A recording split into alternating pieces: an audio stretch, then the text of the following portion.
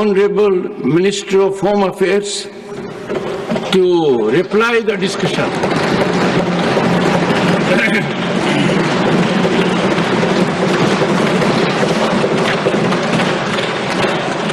धन्यवाद सभापति महोदय। एक प्रकार से 2 दिन से ये महान सदन में गृह मंत्रालय पर पक्ष और विपक्ष दोनों के सदस्यों ने अपने विचार रखे। काफी उपयोगी सुझाव भी आए हैं। कुछ हमारी कमियों की तरह भी ध्यान दिलाने का प्रयास किया गया है। कुछ राजनीतिक आक्षेप भी किए गए और कुछ राजनीतिक रूप से टिप्पणियां भी की गई। मैं संसदीय भाषा के अनुरूप ही सभी चीजों का जवाब देने का भी प्रयास करूंगा और हमारी बात को भी रखने का प्रयास करूंगा। मान्यवर, कुल 21 सदस्यों ने यहां पर अपने अपने विचार रखे और एक प्रकार से गृह मंत्रालय के कई सारे कामों के परिमाणों को, डायमेंशंस को छूने का प्रयास किया गया है। सबसे पहले तो मैं देश की आजादी के बाद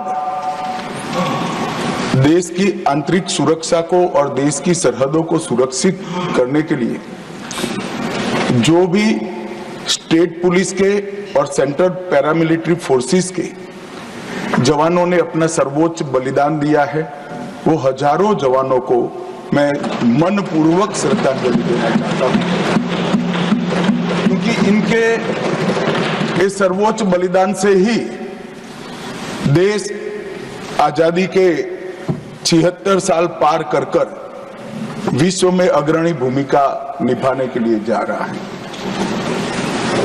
वो बलिदानियों के परिवारजनों का भी मैं मनपूर्वक धन्यवाद करना चाहता हूं कि आपने जिस धैर्य के साथ, जिस वीरता के साथ, उत्साह के साथ आपके परिजनों को देश की सुरक्षा के लिए भेजा और उनके सर्वोच्च बलिदान को ये देश, ये सदन, ये देश की 140 करोड़ की जनता कभी भुला नहीं सकती। मान्यवर, गृह मंत्रालय एक प्रकार से देखा जाए तो बहुत विषम परिस्थिति में काम करता है, क्योंकि कानून और व्यवस्था का जिम्मा हमारे संविधान ने जरूरत भी नहीं है, परंतु कानून और व्यवस्था का जिम्मेदारी जब राज्यों का होता है, तब अब 76 साल के बाद ऐसी परिस्थिति खड़ी हुई है कि कई प्रकार के क्राइम राज्य की सीमा तक सीमित नहीं होते, वो अंतर राज्य भी होते हैं, बहुराज्यीय गुनाह भी होते हैं, जैसे नारकोटिक्स है, साइबर क्राइम है, जैसे संगठित अपराध की गैंगे हैं, जैसे हवाला है। ये सारे अपराध कोई एक राज्य की सीमा में नहीं होते हैं और कई अपराध ऐसे होते हैं जो देश की सीमा के बाहर से भी हमारे देश में किए जाते हैं। और इस सबको देखते हैं तो समयानुकूल तरीके से गृह मंत्रालय में परिवर्तन होना बहुत जरूरी होता है। और मैं बहुत गर्व के साथ कहता हूं कि 10 साल में नरेंद्र मोदी जी ने कई सालों के परिवर्तन जो नहीं किया गया था उसको एक साथ कर राष्ट्रीय सुरक्षा को सुनिश्चित करने का काम और जितने भी चैलेंजेस खड़े हुए थे, समयानुकूल परिवर्तन न करने के कारण वो सारी चुनौतियों टेक्नोलॉजी का उपयोग कर दृढ़ राजनीतिक इच्छा शक्ति का उपयोग कर एक मजबूत विधायी खाका खड़ा कर और हमारे सुरक्षा कर्मियों का हौसला की बढ़ोतरी कर इसको भरने का प्रयास नरेंद्र मोदी जी के नेतृत्व में 10 साल में हुआ है। और मैं मानता हूं कि ये प्रयास के बाद भी कई चीजें ऐसी होती हैं जिनके बारे में कई सदस्यों ने मुद्दे भी उठाए हैं, मैं इसका भी जवाब दूंगा। मान्यवर, जब गृह मंत्रालय की चर्चा होती है तब हमारे देश में 2014 के पहले से जब नरेंद्र मोदी सरकार चुनकर आई तब कई सारे लेगेसी इश्यूज हमें मिले। ये देश की सुरक्षा, इस देश का विकास, इस देश का सार्वभौमत्व भी 3 बड़ी समस्याओं के कारण हमेशा चैलेंज होता रहा, इसको चुनौती मिलती। और ये 3 नासूर करीब करीब 4 दशक से देश की शांति में खलल डालते रहे, देश की सुरक्षा पर सवालिया निशान लगाते रहे, देश के विकास के गति को अवरुद्ध करते रहे और देश की पूरी व्यवस्था को कई बार तो हास्यास्पद भी बना दिया।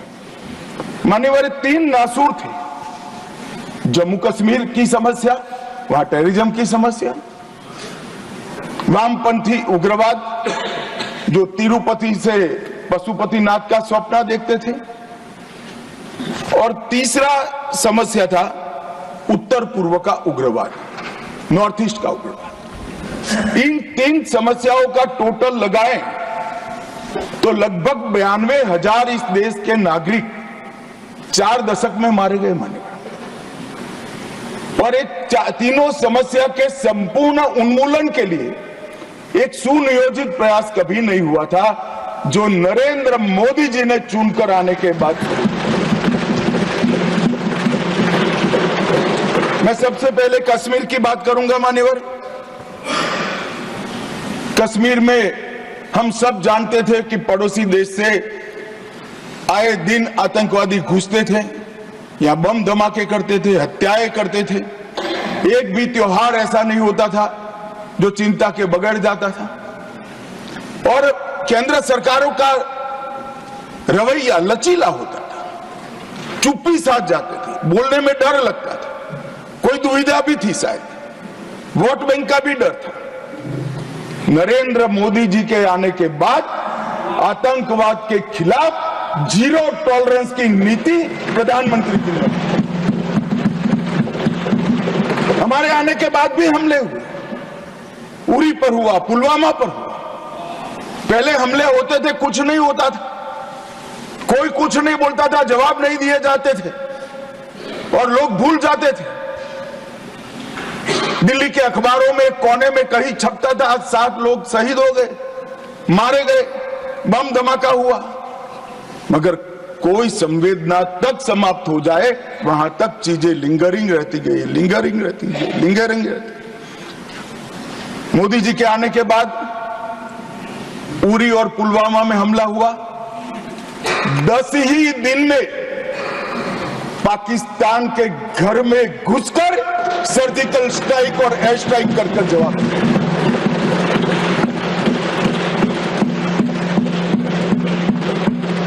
पूरे दुनिया में 2 ही देश ऐसे थे जो अपनी सीमा और सेना की सुरक्षा के लिए हमेशा समान के साथ तत्पर रहते थे, इजराइल और अमेरिका। वो 2 देशों की सूची में मेरे महान भारत का नाम जोड़ने का काम नरेंद्र मोदी, और वहीं से शुरू हुई आतंकवाद के खिलाफ 0 टॉलरेंस की नीति। मान्यवर, हम सब जानते हैं धारा 370 कश्मीर के अलगाववाद का मूल था। हम भी कभी अलग हो सकते थे, ये भाव के बीच धारा 370 के अंदर डाले गए थे। मगर हमारे संविधान निर्माताओं का भी मैं बहुत मनपूर्वक धन्यवाद करना चाहता हूं, बड़े दूरदर्शी थे। उन्होंने इसको टेम्पररी बनाया था और धारा 370 को हटाने का बीज भी धारा 370 में ही डाल दिया गया। मगर राजनीतिक मजबूरी, वोट बैंक की पॉलिटिक्स, हमारे पुरखों ने धारा 370 डाली है, हम नहीं हटाएंगे, ऐसी जिद धारा 370 को लेकर चलती रही, कई सालों तक चली। और मान्यवर यही सदन में 5 अगस्त 2019 में मोदी जी ने धारा 370 को समाप्त,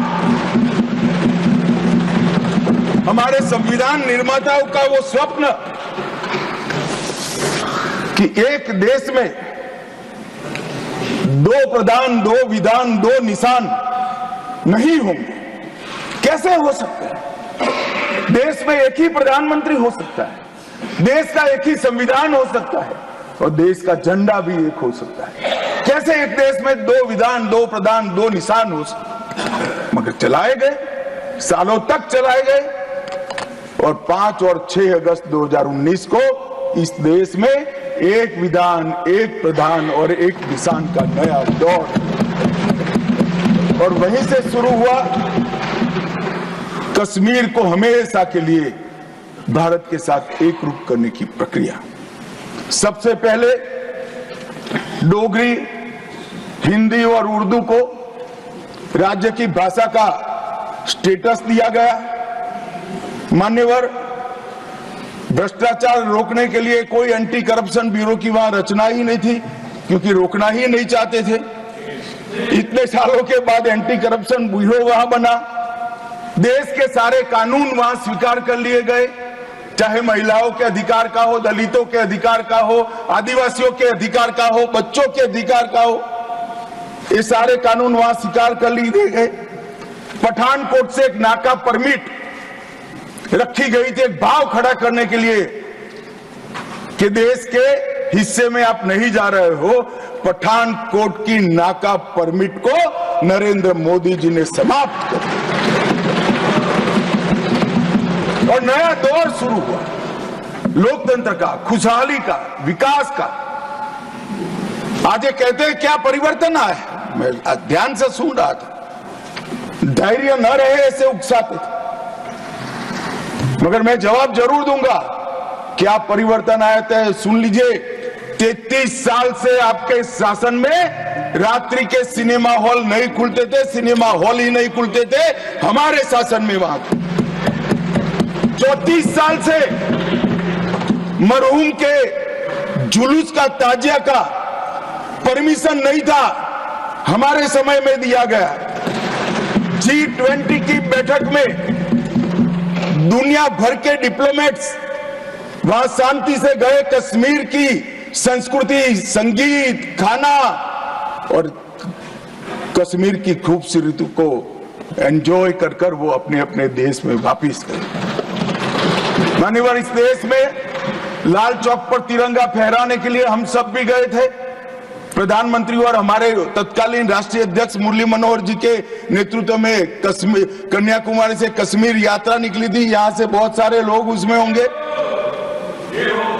मुझे मालूम है मान्यवर, हमें परमिशन नहीं मिल रही थी लाल चौक जाने की। जब जीत किया गया कि हम जाएंगे, जो भी परिणाम आए, सेना की रक्षा में वहां जाना पड़ेगा और आनंद फानन में ध्वजवंदन कर कर वापस आना पड़ा।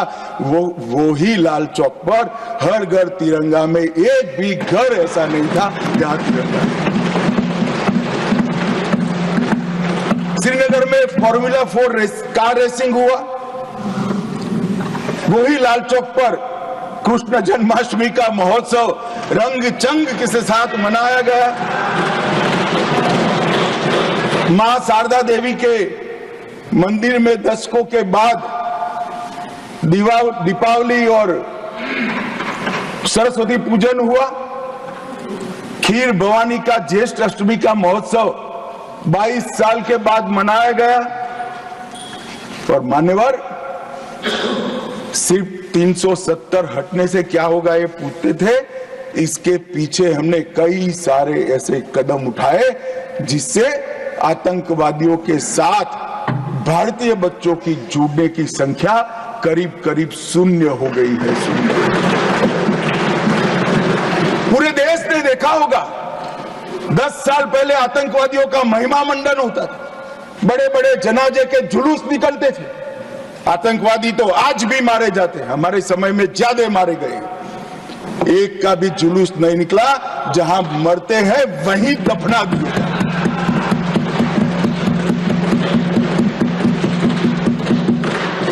कोई आतंकवादी बन जाता था, उनके परिवारजन बड़े शौक से सरकारी नौकरी करते थे, तंत्र चलाते थे।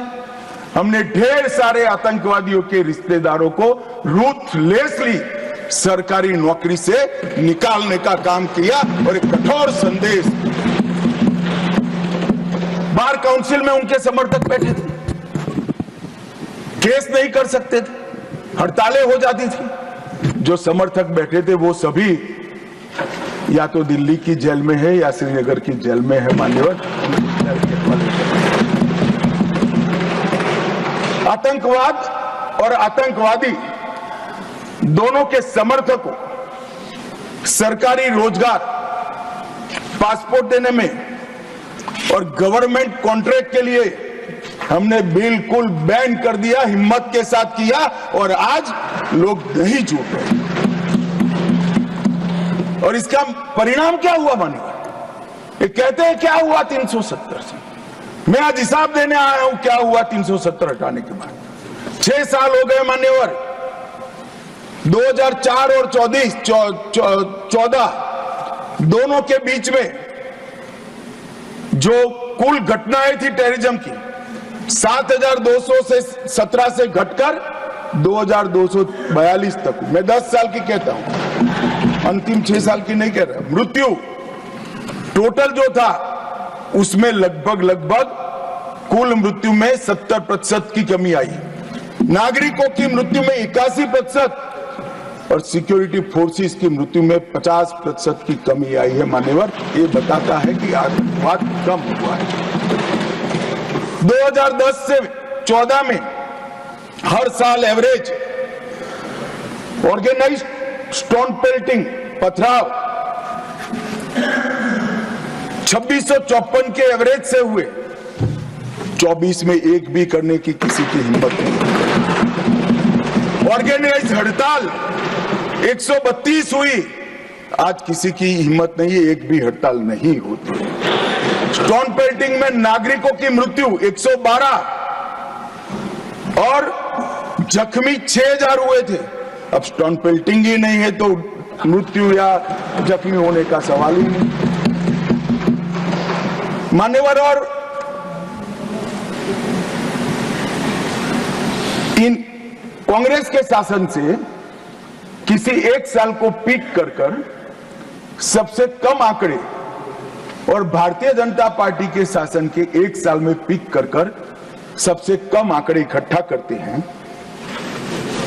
तो 2004 का साल कांग्रेस के लिए सबसे अच्छा माना जाएगा, क्योंकि 2004 में अटल जी की सरकार गई